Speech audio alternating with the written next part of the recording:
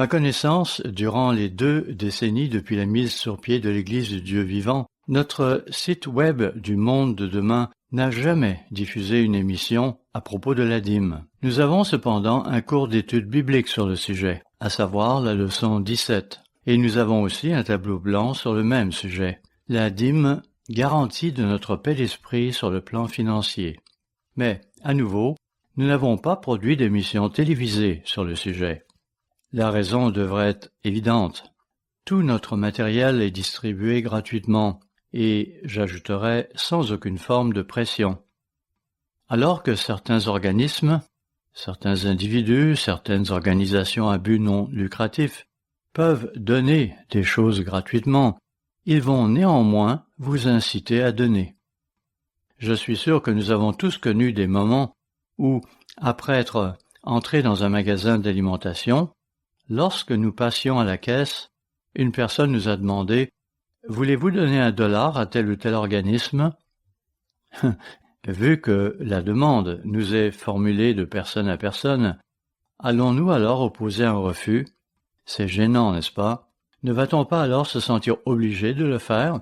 Le sachant, nous ne voudrons donc pas, nous non plus, que les gens se sentent obligés de nous faire un don. Après tout, Christ ne dit-il pas dans Matthieu chapitre 10 verset 8 « Vous avez reçu gratuitement, donnez gratuitement ». Nous allons donc respecter ce principe. J'imagine que nous sommes conscients du fait que notre façon d'opérer est différente de celle des autres organismes. Ainsi, même certaines églises de Dieu ont commencé à solliciter des dons pour ce qu'elles offrent. Pas toutes, bien sûr, mais certaines l'ont fait. Je connais l'une des plus importantes d'entre elles, et j'ai été assez choqué qu'elle le fasse. Et puis, parmi ceux qui ont créé leurs propres églises, il y en a même qui vont jusqu'à faire pression sur les gens pour qu'on leur lègue maison et économie par testament. Nous n'agissons pas ainsi, évidemment. Ceux qui se rapprochent le plus de ce que l'on pourrait appeler une sollicitation pour des dons, c'est ce qui apparaît sur nos sites web, où nous aurons à un certain endroit un bouton avec la mention « Faire un don ». C'est qu'il y a toujours des gens qui aimeraient faire un don et qui se demandent alors comment le faire. Mais, comme 1 ou 2 personnes peuvent en témoigner, j'ai toujours insisté pour que ce bouton, sur lequel on peut appuyer pour faire un don, soit aussi discret que possible. Il va généralement être placé à côté d'autres boutons, de sorte à être là si quelqu'un le cherchait. Nous ne le ferons pas clignoter pour attirer l'attention. Nous n'agirons pas ainsi. Nous agirons de manière réfléchie et avec prudence, sachant que des personnes sincères veulent parfois faire un don, et nos sites web leur offriront alors des liens à cet effet. Cela dit, ne soyons pas plus restrictifs dans ce domaine que Dieu ne le sera. Par exemple, dans Actes chapitre 20, l'apôtre Paul s'adresse aux anciens d'Éphèse. Il leur parle de sa première rencontre avec eux et de la première fois qu'il leur a prêché l'Évangile. Voyons-le. Actes chapitre 20, versets 18 à 21. Actes chapitre 20, versets 18 à 21. Lorsqu'ils furent arrivés vers lui, il leur dit « Vous savez de quelle manière, depuis le premier jour où je suis entré en Asie, je me suis sans cesse conduit avec vous. » Entre parenthèses, il ne se rendit pas à Éphèse à cette occasion-là. Il les invita plutôt à venir le rencontrer en un certain lieu. À nouveau, je me suis sans cesse conduit avec vous, servant le Seigneur en toute humilité, avec larmes et au milieu des épreuves que me suscitaient les embûches des Juifs. Vous savez que je n'ai rien caché de ce qui vous était utile, et que je n'ai pas craint de vous prêcher et de vous enseigner publiquement et dans les maisons, annonçant aux Juifs et aux Grecs la repentance envers Dieu et la foi en notre Seigneur Jésus-Christ. Il a enseigné donc publiquement, mais aussi en privé, de maison en maison, tout ce qui pouvait leur être utile. Mais qu'est-ce que la repentance envers Dieu? Allons à Actes chapitre 20, au verset 27. Actes chapitre 20, verset 27. « Car je vous ai annoncé tout le conseil de Dieu sans en rien cacher. Paul a dit « Je n'ai pas hésité à vous l'annoncer ». Alors, que comprend tout le conseil de Dieu? Examinons quelques-unes des choses que Paul leur a enseignées. Dans 1 Corinthiens chapitre 7, verset 19, un verset bien connu de plusieurs d'entre vous, il est dit, 1 Corinthiens 7, verset 19, « La circoncision n'est rien, et l'incirconcision n'est rien, mais l'observation des commandements de Dieu est tout. » Contrairement à ce que beaucoup de gens pensent, l'apôtre Paul n'a pas supprimé la loi de Dieu.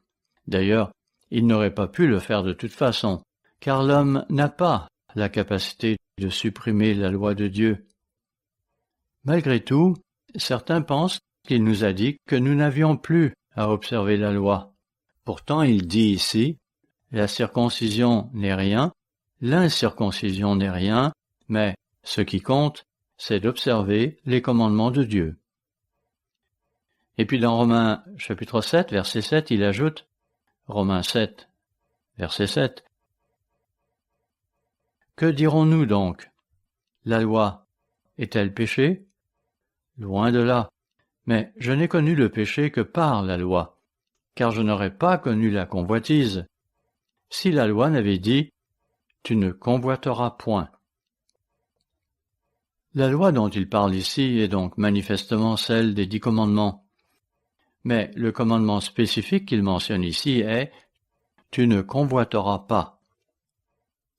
La convoitise a beaucoup à voir avec l'argent, mais aussi avec d'autres choses.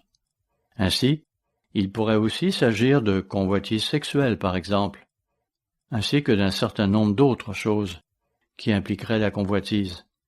Et Paul d'ajouter « Je ne l'aurais pas su si la loi n'eût dit « Tu ne convoiteras pas ». Puis dans Romains 7, verset 12, Paul conclut en disant « La loi est donc sainte, et le commandement est saint, juste et bon. » Paul n'était donc pas opposé à la loi de Dieu. Qu'est-ce qui est encore contenu dans la loi de Dieu? Paul a mentionné la convoitise, mais voyons Exode chapitre 20, où sont énoncés les 10 commandements. Il est vrai qu'ils sont également mentionnés dans Deutéronome 5, mais nous nous concentrerons ici sur Exode chapitre 20. Par exemple, dans Exode chapitre 20, au verset 15, il est dit, Exode 20, verset 15, « Tu ne déroberas point ». C'est clair et ne nécessite pas d'autres explications. Il est clair que Paul a enseigné qu'il ne faut pas voler nos voisins. Revenons brièvement à Romains chapitre 13, verset 8, où il dit, Romains 13, verset 8, « Ne devez rien à personne, si ce n'est de vous aimer les uns les autres, car celui qui aime les autres a accompli la loi. » Il a donc dit, « Ne devez rien à personne. » Demandons-nous alors, devons-nous quelque chose à Dieu? C'est que le verset 8 se contentait de dire qu'il nous faut aimer notre prochain. Cela n'est donc pas abrogé. Mais poursuivons notre lecture. Verset 9. En effet, les commandements, tu ne commettras point d'adultère, tu ne tueras point, tu ne déroberas point, tu ne convoiteras point, et ce qu'il peut encore y avoir, comme tu ne porteras point de faux témoignage contre ton prochain, se résume dans cette parole, tu aimeras ton prochain comme toi-même. Et bien sûr, tout cela ne supprime pas la loi, comme nous l'avons déjà vu. Cela ne fait que résumer ce que cela implique, que d'aimer son prochain comme soi-même. Mais nous savons aussi que Christ a été interrogé sur le commandement le plus important de la loi. Rendons-nous à Matthieu chapitre 22, où un pharisien lui avait demandé, Matthieu 22, versets 36 à 40, « Maître, quel est le plus grand commandement de la loi? » Jésus lui répondit, « Tu aimeras l'Éternel ton Dieu de tout ton cœur, de toute ton âme et de toute ta pensée. » C'est le premier et le plus grand commandement. Le second est semblable. « Tu aimeras ton prochain comme toi-même. » C'est sur ces 2 commandements que repose toute la loi et tous les prophètes. Ainsi, lorsque Paul disait que tout cela est résumé dans cette déclaration « Tu aimeras ton prochain comme toi-même », il ne se concentrait en fait que sur la seconde moitié des 10 commandements. Mais il est très clair qu'il y a 2 lois. L'une consiste à aimer Dieu, l'autre consiste à aimer son prochain. On pourrait dire que c'est un résumé de la loi en général. Tournons-nous aussi vers Éphésiens chapitre 4, verset 28, où se trouve un énoncé qui s'adresse bien sûr à un individu converti. Éphésiens chapitre 4, verset 28, « Que celui qui dérobait ne dérobe plus, mais plutôt qu'il travaille, en faisant de ses mains ce qui est bien, pour avoir de quoi donner à celui qui est dans le besoin. » Il y avait donc des individus qui étaient jadis des voleurs, avant que Dieu ne les appelle à son Église. Et je pense que si nous considérons l'esprit de la loi, nous nous sommes probablement tous rendus coupables de vol à un moment ou à un autre. Ainsi, je me souviens qu'étant jeune, j'aimais un certain type de gomme à effacer. Je ne sais pas s'il y en a certains parmi nous qui savent de quoi je veux parler. Ces gommes étaient destinées à des travaux très délicats. Ce n'était pas le genre de gomme dure que nous utilisions communément à l'école. J'ai toujours aimé toucher ce type de gomme à effacer, au point d'en devenir un voleur invétéré. J'avoue en avoir volé une dans un magasin. Je me souviens aussi d'avoir volé une petite pièce de monnaie chez un de nos amis dont le père avait coutume de laisser traîner du change dans sa maison. J'avais probablement 8 ou 9 ans à l'époque, le même âge que lors de l'incident de la gomme à effacer. Cela dit, d'autres ont l'habitude de frauder le fisc, et il y a quantité d'autres façons de voler. Mais ici, dans Éphésiens 4, verset 28, il est dit à ceux qui ont volé, « Ne volez plus, mais travaillez plutôt, en faisant de vos mains ce qui est bon, afin d'avoir de quoi donner à celui qui est dans le besoin. » En d'autres termes, non seulement il ne faut pas voler, mais nous nous faisons dire ici que nous devrions travailler. Oui, travailler pour faire du bien à autrui, et pas seulement à nous-mêmes. Permettez-moi de vous poser une question très simple. Qu'est-ce qui constituerait le plus grand péché? Voler son voisin ou voler son Créateur? Nous devons réfléchir à cette question, car trop souvent, les gens considèrent que voler Dieu est un point plutôt mineur, parce que, diront-ils, Dieu comprendra, oui, il comprend ma situation. Pourquoi les gens pensent-ils qu'il est moins important de respecter Dieu que le propriétaire de notre maison? Serait-ce parce que nous avons tendance à créer Dieu à notre image, alors que nous ne pouvons pas le faire avec notre voisin? Il est un fait que nous ne pouvons pas faire cela avec notre propriétaire, parce qu'il viendrait frapper à notre porte, tandis que Dieu n'agirait pas d'une manière aussi directe. Dans le sermon d'aujourd'hui, je vais donc parler de l'importance de la loi à propos de la dîme. Et si vous voulez un titre, le voici. Un homme va-t-il voler Dieu? La dîme était devenue un sujet brûlant sur le forum CompuServe. Je ne pense pas que ce forum existe encore aujourd'hui, mais il y a 25 à 30 ans, lorsque beaucoup d'entre nous furent contraints de quitter l'Église universelle qui s'égarait, ils se mirent à consulter le forum CompuServe, ainsi que d'autres forums, et la dîme constituait alors un sujet brûlant. Certains pensaient qu'il n'était pas nécessaire de payer la dîme, qu'il suffisait de faire des dons de charité et de donner à Dieu ce que l'on déciderait de lui donner. Je ne sais pas si quelqu'un a jamais été influencé par ce qui se disait sur ce forum. On m'avait encouragé à y prendre part pendant au moins un certain temps, et je l'ai fait. Cependant, après plusieurs mois, j'ai réalisé que cela ne donnait pas grand-chose. Vous pouviez vous en absenter durant 6 mois et constater à votre retour que rien n'avait vraiment évolué entre-temps. Oh, parfois de nouveaux intervenants allaient s'ajouter, mais pour ce qui était des anciens, ils restaient cantonnés dans leur position et continuaient de se disputer sur les mêmes doctrines qu'auparavant. Tout cela me semblait plutôt futile. Mais c'était là un sujet brûlant.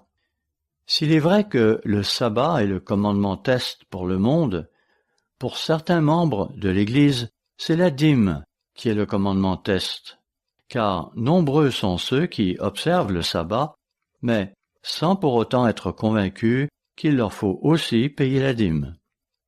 Je sais qu'il y a des gens à revenu fixe que nous pourrions considérer comme exemptés de la dîme.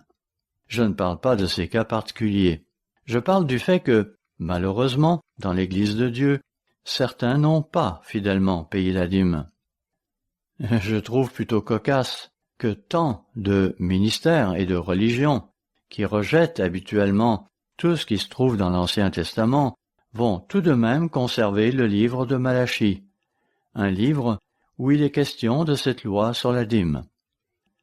Tournons-nous donc brièvement vers Malachie pour examiner certaines des choses qui s'y trouvent. Cela me rappelle cet individu qui participait au forum CompuServe et qui disait que le livre de Malachie s'adressait à des membres du clergé et non à des membres laïcs. Selon lui, il parlait de la dîme que les Lévites devaient verser aux sacrificateurs. C'était là son raisonnement. Il avait même ajouté « Quelqu'un qui a de l'intelligence devrait être capable de comprendre cela. » Je lui ai alors répondu en citant Malachie chapitre 1, verset 1, où il est dit clairement « Oracle, parole de l'Éternel à Israël par Malachie. » Ce n'est donc pas seulement aux Lévites et aux sacrificateurs que cela est adressé, mais à l'ensemble de la nation. En ce qui concerne Malachie chapitre 2, je ne lirai pas tout, mais nous voyons qu'il s'agissait ici d'individus cyniques, contestataires et récalcitrants qui étaient issus d'une nation rebelle. Pour mieux le comprendre, il nous faudrait remonter dans le temps jusqu'à l'époque où Juda sortait de la captivité. C'était l'époque des prophètes Agé et Zacharie. Les Juifs avaient commencé à bâtir le temple, mais sans toutefois l'achever. Alors Agé et Zacharie avaient incité le peuple à en poursuivre la construction. Par exemple, lorsque vous lisez Agé, vous le voyez qui les encourage en ce sens, disant, Agé 2, verset 7, « J'ébranlerai toutes les nations, les trésors de toutes les nations viendront, et je remplirai de gloire cette maison, dit l'Éternel des armées. » Puis au verset 9, « La gloire de cette dernière maison sera plus grande que celle de la première, dit l'Éternel des armées, et c'est dans ce lieu que je donnerai la paix, dit l'Éternel des armées. » Puis, bien des années plus tard, voilà qu'apparaît Malachie, alors qu'on pensait que toutes ces prophéties avaient échoué. Certains disaient déjà, « À quoi bon servir Dieu ?» Ceux qui raisonnaient ainsi ne comprenaient pas qu'il devait s'écouler un intervalle de temps entre leur époque et celle de la venue du Messie, que cela faisait allusion à une époque future, où le Christ viendrait, dans ce dernier temple, un temple dont la gloire serait bien plus grande que toute la gloire que Salomon avait pu lui donner de son temps. Cette venue du Messie dans ce temple ferait même l'objet d'une dualité, mais tout cela, les gens ne le comprenaient pas. Agé avait dit, « La gloire de cette maison sera plus grande que celle de la première. » Mais, comme ils ne le voyaient pas, ils étaient devenus cyniques. Le temps avait passé, tous leurs problèmes n'avaient pas été résolus, et c'est pourquoi ils se disputaient entre eux et étaient devenus cyniques. Pas étonnant donc que nous lisons alors dans Malachie chapitre 2 verset 17, Malachie 2 verset 17, « Vous fatiguez l'Éternel par vos paroles, et vous dites, en quoi l'avons-nous fatigué? C'est en disant, quiconque fait le mal est bon aux yeux de l'Éternel, et c'est en lui qu'il prend plaisir. Ou bien, où est le Dieu de la justice? » Quand vous parcourez le livre de Malachie, vous constatez qu'il ne cesse d'argumenter avec Dieu. Quel que soit le sujet abordé, ils ont toujours quelque chose à redire, toujours une question cynique à formuler en retour. À nouveau, En quoi l'avons-nous fatigué? C'est en disant, quiconque fait le mal est bon aux yeux de l'Éternel, et c'est en lui qu'il prend plaisir. Oui, les gens font le mal, et ils sont bénis, mais pas nous. D'où leur questionnement, où est le Dieu de la justice? Mais venons-en à la partie qui est souvent citée ici à ce propos. Malachie 3, verset 6. Car je suis l'Éternel, je ne change pas, et vous, enfants de Jacob, vous n'avez pas été consumés. On le voit ici qui critique le peuple. Il critique également les sacrificateurs, pour ne pas avoir enseigné certaines choses et ne pas avoir respecté les normes. Poursuivons, verset 7. Depuis le temps de vos pères, vous vous êtes écartés de mes ordonnances. Vous ne les avez point observées. Revenez à moi, et je reviendrai à vous, dit l'Éternel des armées. Et vous dites, en quoi devons-nous revenir? Là encore, notez leur attitude. Ils disent, de quoi parles-tu? Nous ne comprenons pas ce que tu veux dire. Venons-en finalement à Malachie 3, verset 8. Un homme trompe-t-il Dieu? Car vous me trompez et vous dites, notez à nouveau leur manie de toujours vouloir répliquer, et vous dites, en quoi t'avons-nous trompé? Réponse, dans les dîmes et les offrandes. Il s'agit là d'une déclaration très claire, selon laquelle ne pas payer sa dîme à Dieu, c'est du vol. Encore une fois, je pose la question, qu'est-ce qui est le plus crucial? Qu'est-ce qui est le plus grave? Est-ce voler son prochain? Ou est-ce voler le Dieu qui nous a donné tout ce que nous avons, y compris l'air que nous respirons, l'eau que nous buvons, notre nourriture, nos vêtements, nos demeures, etc. Verset 9. Vous êtes frappés par la malédiction, et vous me trompez, la nation tout entière. Notez qu'il ne s'adresse pas ici seulement aux Lévites et aux sacrificateurs. Non, toute la nation est sous le coup de la malédiction. Verset 10. Apportez à la maison du trésor toutes les dîmes, afin qu'il y ait de la nourriture dans ma maison.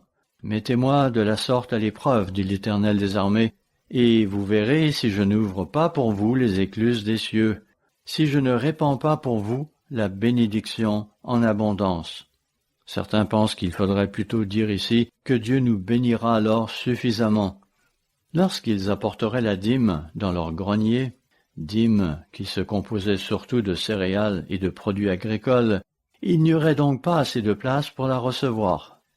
Cela veut-il dire que Dieu va nous bénir et faire de nous des millionnaires parce que nous payons la dîme?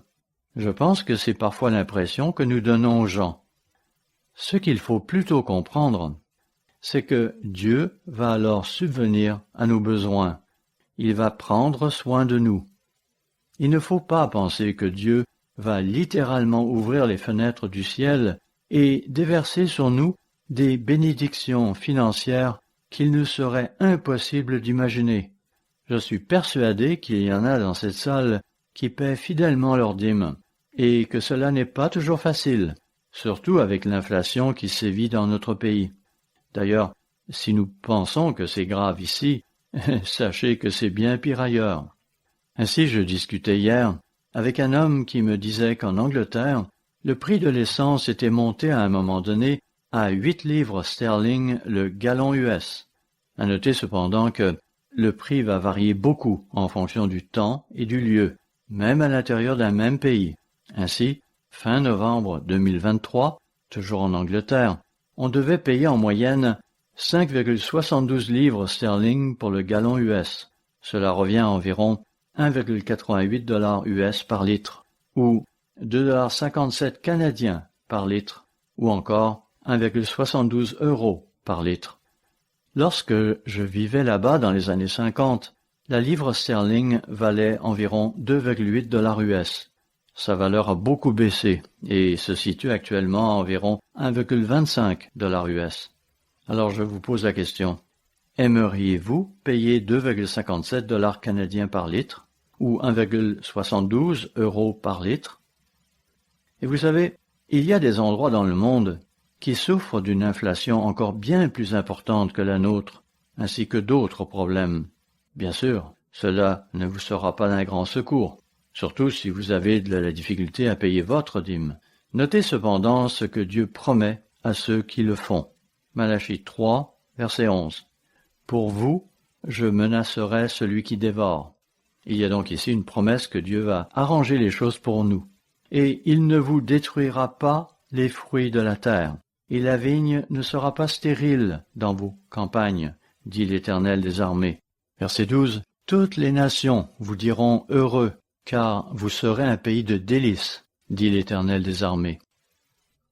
Aujourd'hui, notre dette s'élève à environ 32 000 milliards de dollars. Et encore, cela ne tient même pas compte de nos dettes personnelles, car il ne s'agit ici que de la dette du gouvernement, de la dette fédérale, et je ne suis même pas sûr que cela comprenne la dette de nos divers États.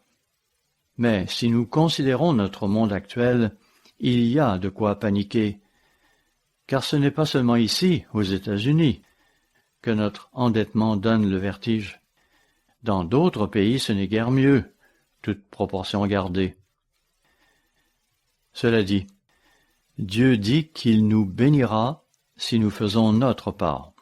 Oui, comme nous venons de le lire dans Malachie 3, verset 12, « Toutes les nations vous diront heureux, car vous serez un pays de délices, dit l'Éternel des armées. » Hélas, nous n'avons pas, en tant que nation, payé notre dîme. Je comprends que cela puisse susciter des problèmes à certains qui se demanderont à qui la payer. Je comprends tout cela. Mais le fait est que notre peuple, dans l'ensemble, a peu de considération pour Dieu, peu de reconnaissance, et ne ressent pas le besoin de payer un loyer pour la terre qu'il possède. Évidemment, en parlant de nos peuples, je ne parle pas du peuple de Dieu. Selon certains, Matthieu 23 semblerait dire que la dîme n'existe plus. Soit dit en passant, je sais que l'écrasante majorité du peuple de Dieu est fidèle en ce qui concerne la dîme. Je sais que cela ne vous a pas toujours été facile, surtout lorsque Dieu vous a appelé, que vous aviez peut-être déjà plusieurs enfants et que vous étiez déjà très serré dans votre budget. Oui, cela ne fut pas facile, mais vous y avez travaillé, et Dieu vous a béni en conséquence. De fait, à ce que je sache, aucun parmi nous n'est un sans-abri. Je pense que les choses se sont arrangées avec le temps, même si ça n'a pas toujours été facile. Voyons maintenant Matthieu 23, verset 23. « Malheur à vous, scribes et pharisiens hypocrites, parce que vous payez la dîme de la menthe, de l'âneth et du cumin. » Il parle de menthe, d'anis et de cumin, de toutes petites graines donc. Et il les comptait, tout en séparant chaque 10e graine, ce qui pouvait devenir très fastidieux à la longue. Poursuivons. Et que vous laissez ce qui est plus important dans la loi, la justice, la miséricorde et la fidélité. C'est là ce qu'il fallait pratiquer sans négliger les autres choses. Cette phrase peut être interprétée de plusieurs façons, mais la plupart des gens l'interprètent comme signifiant ces choses, la justice, la miséricorde et la foi, vous auriez dû les pratiquer. En d'autres termes, vous ne les pratiquiez pas. Vous auriez dû les pratiquer sans négliger les autres.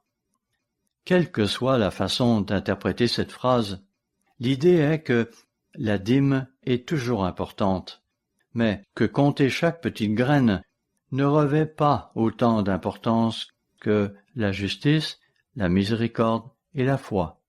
Comme nous le verrons, la foi est donc aussi très importante. Ainsi, Jésus n'a pas supprimé la dîme. Au contraire, il l'approuve, disant de ne pas la négliger. Il souligne cependant qu'il y a des choses plus importantes que la stricte observance de la dîme. Cela dit, rien n'empêche d'être généreux en la pratiquant, au lieu de s'en tenir qu'au strict minimum. Nous avons déjà vu dans Matthieu chapitre 22 comment un docteur de la loi lui avait posé cette question pour l'éprouver. Matthieu 22, verset 36. « Maître, quel est le plus grand commandement de la loi ?» Jésus lui répondit, Tu aimeras le Seigneur ton Dieu de tout ton cœur, de toute ton âme et de toute ta pensée. C'est le premier et le plus grand commandement. Verset 39. Et voici le second, qui lui est semblable. Tu aimeras ton prochain comme toi-même. D'où Jésus tenait-il cela? Et si l'Ancien Testament a été supprimé, pourquoi l'a-t-il cité? Jésus avait en effet cité Deutéronome chapitre 6 verset 5. Et vous pouvez noter à quel point c'est semblable à Matthieu chapitre 22 verset 37. Voyons-le. Deutéronome 6 verset 5. Tu aimeras l'Éternel ton Dieu de tout ton cœur, de toute ton âme et de toute ta force. Deutéronome 6 verset 5 dit donc de toute ta force. Quant à Jésus, il dit de toute ta pensée. Autrement dit, de tout ton être. Voilà donc le premier et le plus grand commandement. Tournons-nous à présent vers Deutéronome chapitre 10 verset 12, où il est dit, Deutéronome 10 versets 12 et 13, « Maintenant, Israël, que demande de toi l'Éternel ton Dieu?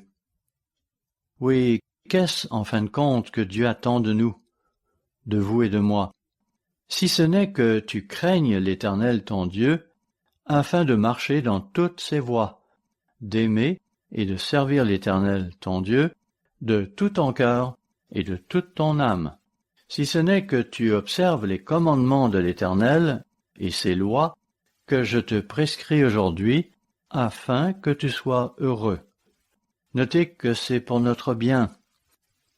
Oui, Dieu nous donne ces lois, non pas pour nous punir, non pas pour nous rendre la vie difficile, mais pour notre bien.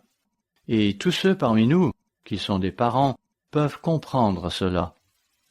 Vous établissez des règles et des lois dans votre foyer, non parce que vous voulez rendre la vie dure à vos enfants, mais parce que vous aimez vos enfants et que vous savez que certaines choses produiront de bons résultats, au contraire d'autres qui en produiront des mauvais. Ainsi, lorsque vous obligez Johnny à sortir et à arracher les mauvaises herbes du jardin, vous savez que cela lui sera plus profitable que de s'adonner à ces jeux vidéo qui ne seraient qu'une perte de temps. De même, lorsque vous lui dites de ne pas sortir après une certaine heure de la nuit, c'est parce que vous savez que rien de bon ne se produit après une certaine heure. Or, vous voulez qu'il revienne sain et sauf, parce que vous l'aimez. Ce sera pareil pour votre fille. Dieu nous aime tous. Oui, comme on l'a vu précédemment, tout ce que Dieu nous prescrit, c'est pour notre bien. Il a notre bien à cœur. Deutéronome 10, verset 14.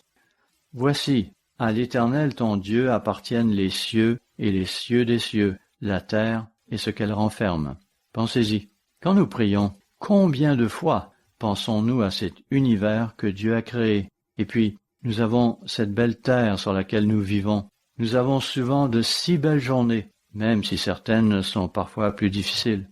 Mais nous passons des jours merveilleux et sommes entourés d'une si grande variété de choses. Nous avons des aliments de toutes sortes. Nous avons des noix, des fruits, des légumes et toutes sortes de viandes.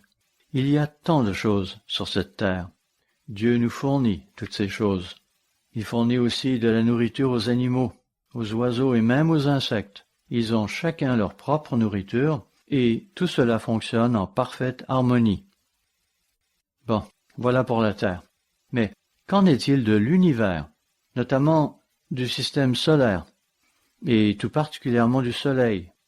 Ce Soleil qui est juste à la bonne distance et que Dieu a placé dans le ciel pour nous éclairer, nous réchauffer et faire pousser nos plantes. Entre parenthèses, je n'ai jamais compris cet engouement qu'ont les gens pour les bains de soleil.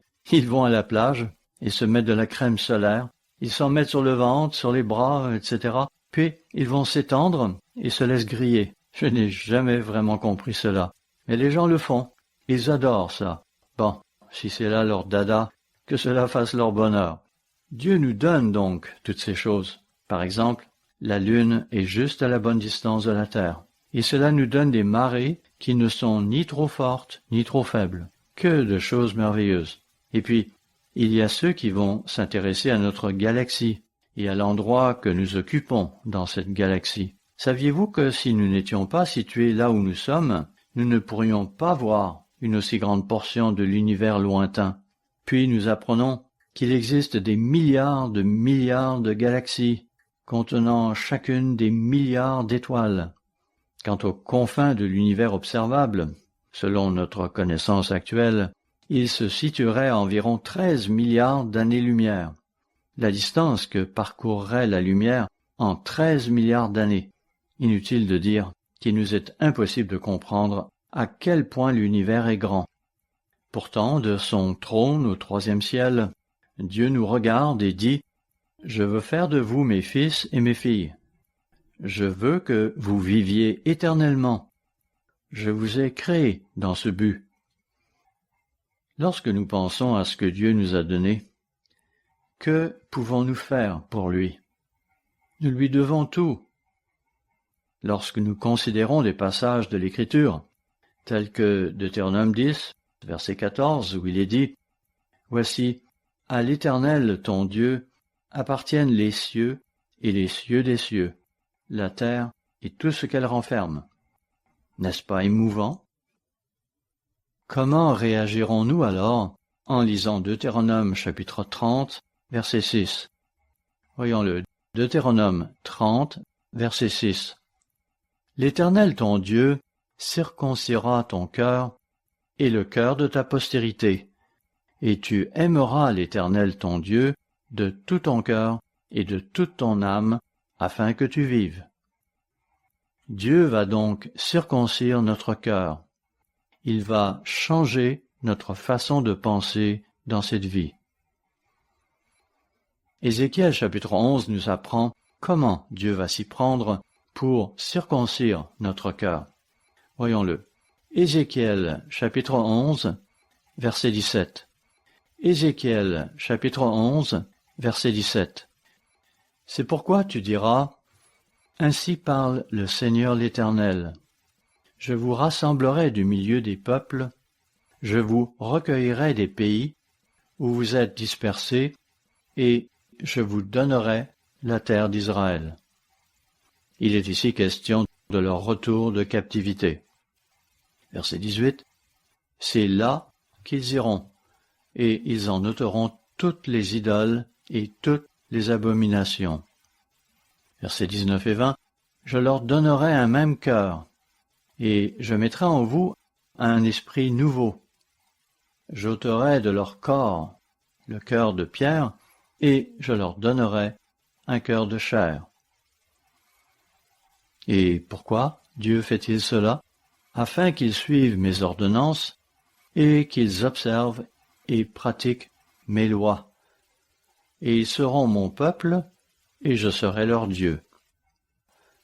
Lisons aussi Deutéronome 5, verset 29. Deutéronome chapitre 5, verset 29. « Oh, s'ils avaient toujours ce même cœur pour me craindre, et pour observer tous mes commandements, afin qu'ils soient heureux à jamais, eux et leurs enfants. » Dieu va donc un jour donner à nos peuples un cœur nouveau. Mais Dieu nous donne à vous et à moi un cœur nouveau dès aujourd'hui, à condition que nous lui permettions de circoncire notre cœur, pour que nous changions et apprenions à lui obéir sans réticence, même si c'est difficile et que nous ne comprenons pas toujours pourquoi il faut le faire. Si l'on considère toutes les lois de Dieu, il y en aura qui nous sembleront difficiles à respecter, où l'on pourrait être tenté de faire quelque chose que l'on ne veut pas faire, ou que l'on aurait tort de faire, qu'il s'agisse du sabbat ou de quelque autre commandement. Par exemple, même s'il est évident que nous n'avons pas le droit de tuer quelqu'un, il ne faut pas non plus le haïr, car ce serait l'attitude qui pourrait mener au meurtre. Il y a donc ici des commandements qui ne sont pas toujours faciles à respecter, mais Dieu nous appelle à un mode de vie différent, et nous devons apprendre à aimer l'Éternel notre Dieu de tout notre être. Abraham est appelé le père des croyants. Voyons-le dans Romains chapitre 4, au verset 1 à 3. Romains chapitre 4, versets 1 à 3. Que dirons-nous donc qu'Abraham, notre père, selon la chair, a obtenu? Si Abraham a été justifié par les œuvres, il a sujet de se glorifier, mais non devant Dieu. Car, que dit l'Écriture? Abraham crut à Dieu, et cela lui fut imputé à justice. Cela dit, nous savons qu'il lui fut demandé d'offrir son fils en sacrifice. Pensez-y. Mais Abraham a simplement placé sa foi en Dieu. Tout ce que Dieu lui demandait de faire, il était prêt à le faire, que ce soit de quitter sa patrie, de sacrifier son fils, ou peu importe.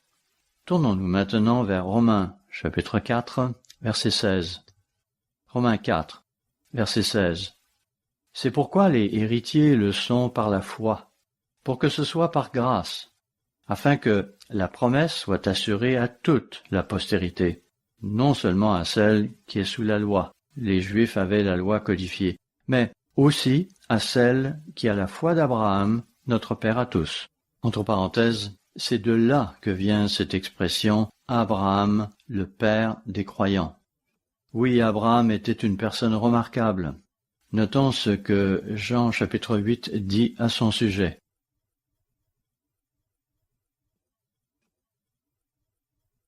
Si vous commencez à examiner tous les personnages de la Bible, qu'il s'agisse de Noé, de Jacob ou de Joseph, vous allez vous rendre compte qu'Abraham se démarque nettement. Non pas que les autres n'aient point eu de mérite, mais Abraham, lui, se distingue d'une manière très spéciale. Jean chapitre 8, versets 31 et 32. Et il dit aux Juifs qui avaient cru en lui, « Si vous demeurez dans ma parole, vous êtes vraiment mes disciples. Vous connaîtrez la vérité, et la vérité vous affranchira. » Ils lui répondirent, verset 33, il pouvait parfois être bien cynique, « Nous sommes la postérité d'Abraham, et nous ne fûmes jamais esclaves de personne. Comment dis-tu, vous deviendrez libres ?» Sur ce, Jésus leur répondit, verset 34, « En vérité, je vous le dis, leur répliqua Jésus, quiconque se livre au péché est esclave du péché. » Puis au verset 37, il ajouta, « Je sais que vous êtes la postérité d'Abraham, physiquement parlant, mais vous cherchez à me faire mourir, parce que ma parole ne pénètre pas en vous. Je dis ce que j'ai vu chez mon Père, et vous faites ce que vous avez entendu de la part de votre Père. » Voyez comment il réplique à cela au verset 39. Ils lui répondirent, « Notre Père, c'est Abraham. » Oui, il l'était physiquement, mais pas spirituellement. Voyez alors la réaction de Jésus à la fin du verset 39.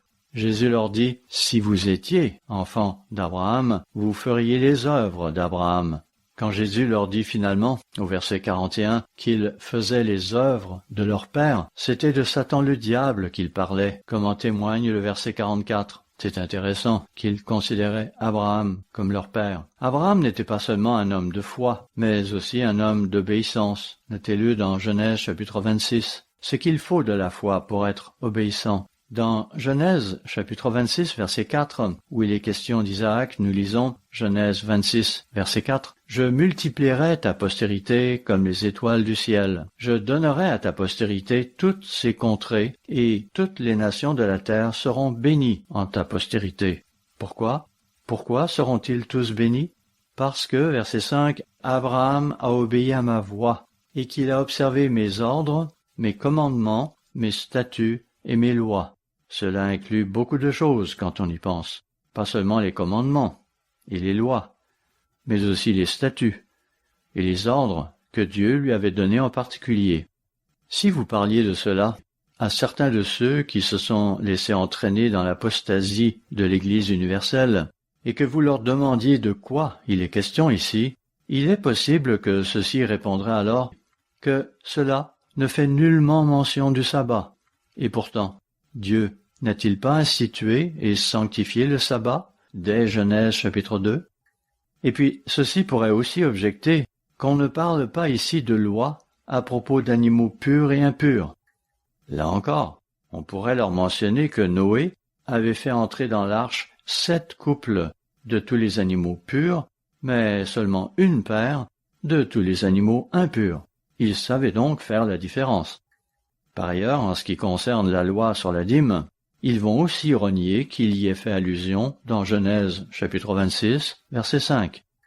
Genèse chapitre 14, verset 14, mentionne également cet incident où Lot, le neveu d'Abraham, avait été capturé par des rois ennemis qui avaient envahi la région de Sodome où il habitait. Lorsqu'Abraham apprit la chose, il a tout de suite armé ses 318 soldats et serviteurs, nés dans sa maison, pour se lancer à la poursuite de ces individus qu'il poursuivit jusqu'à Dan. Genèse 14, verset 18, nous apprend ensuite ce qui s'est passé après la bataille, après qu'Abraham eut sauvé Lot et tous les ressortissants de ces villes conquises par les envahisseurs. Voyons-le. Genèse, chapitre 14, versets 18 à 20. Melchizedek, roi de Salem, fit apporter du pain et du vin. Il était sacrificateur du Dieu Très-Haut. Il bénit Abraham et dit, « Béni soit Abraham par le Dieu Très-Haut, maître du ciel et de la terre. Béni soit le Dieu Très-Haut, qui a livré tes ennemis entre tes mains. » Et Abraham lui donna alors la dîme de tout. Genèse 14 ne dit pas grand-chose au sujet de ce Melchizedek, sinon qu'il bénit Abraham, et que ce dernier lui donna alors la dîme de tout. En réalité, c'est au Dieu Très-Haut qu'Abraham donna sa dîme, la dîme de tout. Parlons-en. Certains vont dire que nous ne devons payer la dîme que sur les produits agricoles. Mais, si vous lisez la suite, vous verrez en fait qu'il s'agit de bien plus que cela. Mais, je ne prendrai pas le temps d'en dire davantage. Par contre, j'aimerais qu'on se rende maintenant à Hébreux chapitre 7. Il y a à nouveau question d'Abraham, du père des croyants, de celui qui avait donné la dîme de tout à Melchizedek, comme il est dit dans Genèse 14, verset 20. Hébreux 7, versets 1 et 2.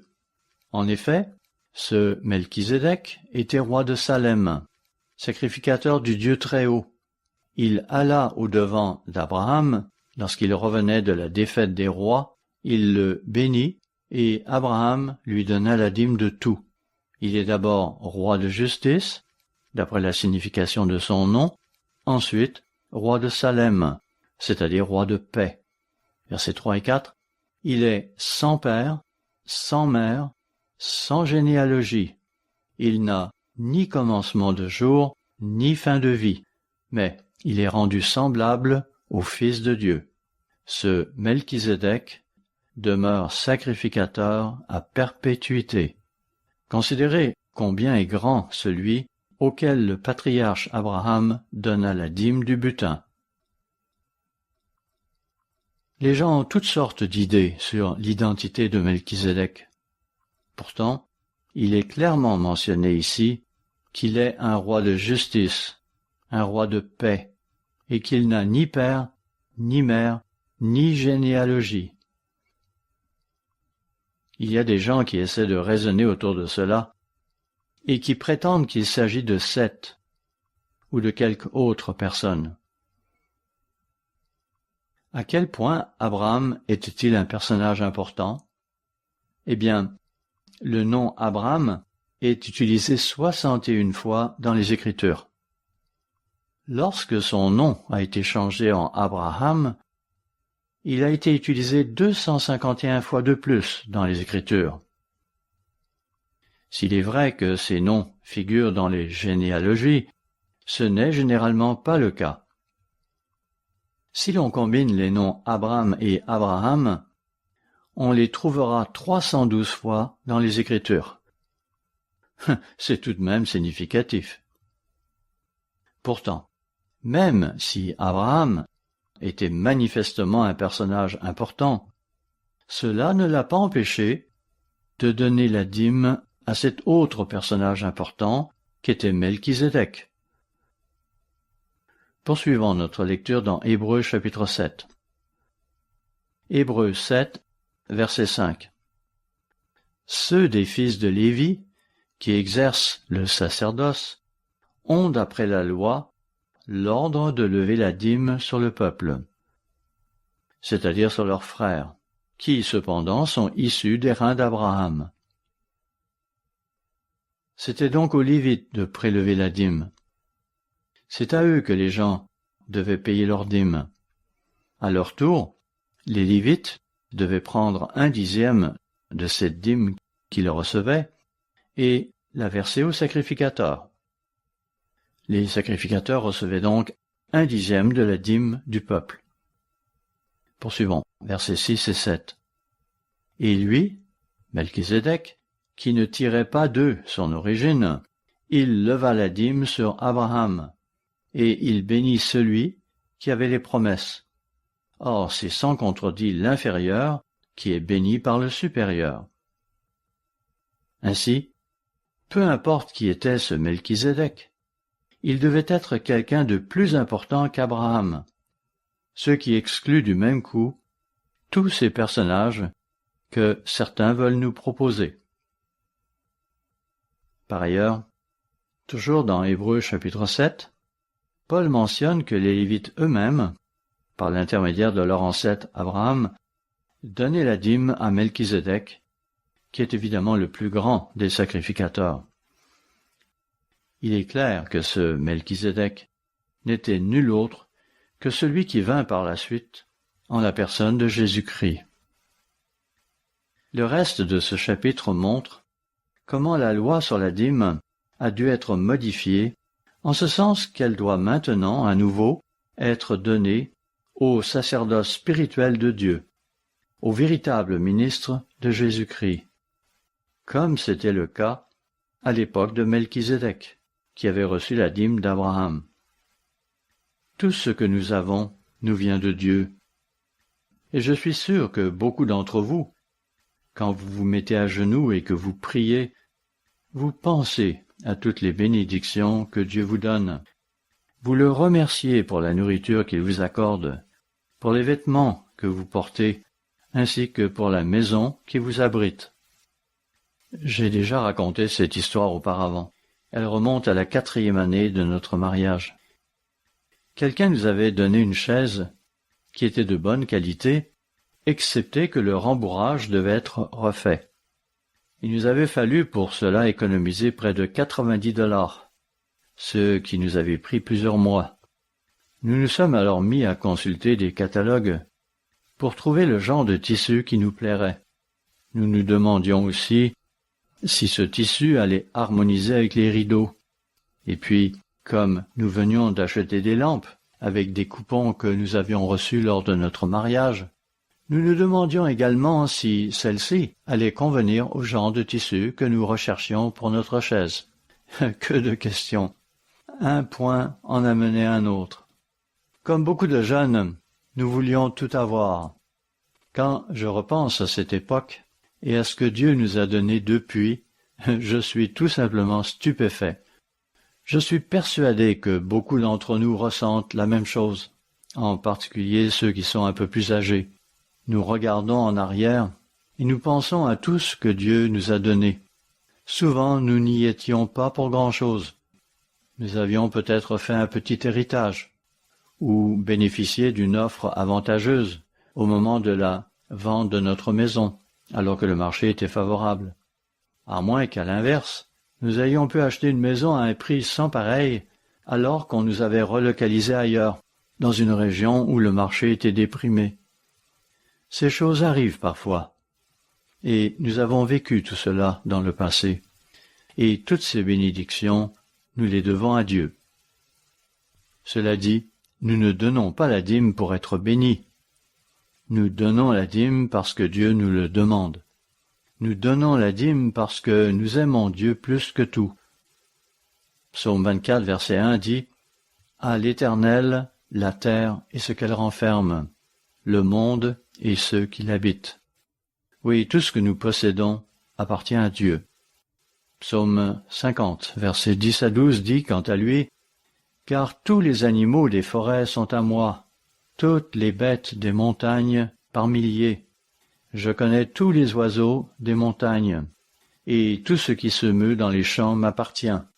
Si j'avais faim, je ne te le dirais pas, car le monde est à moi, et tout ce qu'il renferme. » Dans Actes chapitre 17, au verset 28, Lorsque Paul parlait aux Athéniens en leur faisant remarquer que les dieux qu'ils adorent ne sont rien, il leur avait dit « Car en lui, nous avons la vie, le mouvement et l'être. » C'est ce qu'ont dit aussi quelques-uns de vos poètes. De lui, nous sommes la race. Oui, c'est en lui que nous vivons, que nous allons nous mouvoir et que nous existons. Dieu nous a donné tout ce qui est bon pour nous, et pour la plupart d'entre nous, il nous a donné bien plus que ce qui est nécessaire pour notre simple existence. Je sais qu'il y a des gens dans d'autres parties du monde qui vivent à peine, mais ce n'est pas le cas de la plupart d'entre nous dans ce pays, au Canada, au Royaume-Uni et dans bien d'autres pays. Et puis, dans Malachie chapitre 1, verset 14, nous lisons Malachie chapitre 1, verset 14. « Maudit soit le trompeur qui a dans son troupeau un mâle et qui voue et sacrifie au Seigneur une bête chétive. Car je suis un grand roi, dit l'Éternel des armées, et mon nom est redoutable parmi les nations. » Ce n'étaient pas seulement les sacrificateurs qui étaient visés ici, mais tous les gens qui apportaient de tels sacrifices.